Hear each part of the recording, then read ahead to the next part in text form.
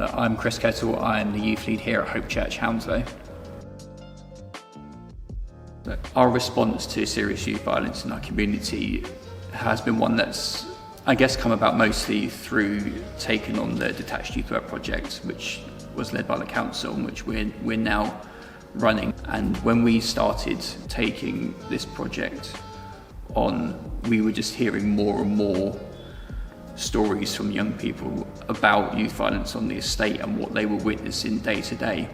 One of the young people that had grew up on this estate was really openly told me that if he was to walk me around the estate right now, that he could find me 6 knives which were located in bushes around the estate.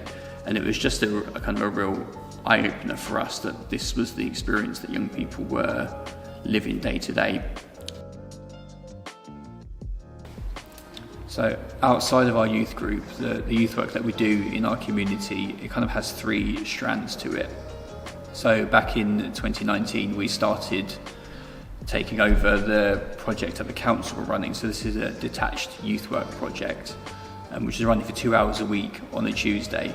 And that looked like just a kind of open drop-in session for 11 to 17-year-olds who lived on the estate that our Good Shepherd location is based on.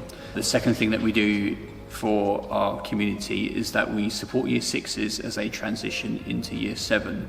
So this started a few years back. We were in contact with a local primary school just behind our St Paul's location here, and we asked them if there's one thing that we could really do which would support you and your school, what would that be? And they came back to us and said they were noticing a bit of a trend, particularly with Year 6 boys who were not showing any interest in themselves or what they were going on to do as they were preparing for secondary school. So they asked if we could come in and possibly run some sort of sessions in helping them prepare for secondary school.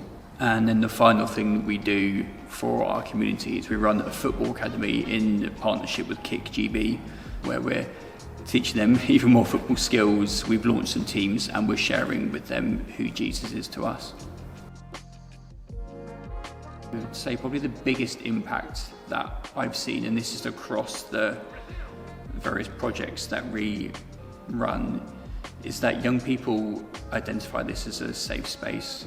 And so I think across the projects that we run, what we see is that young people remain a part of it. They keep coming back because they feel safe and they can start to build a bit of a relationship with other young people or with the youth leaders, who can beyond that with the church itself.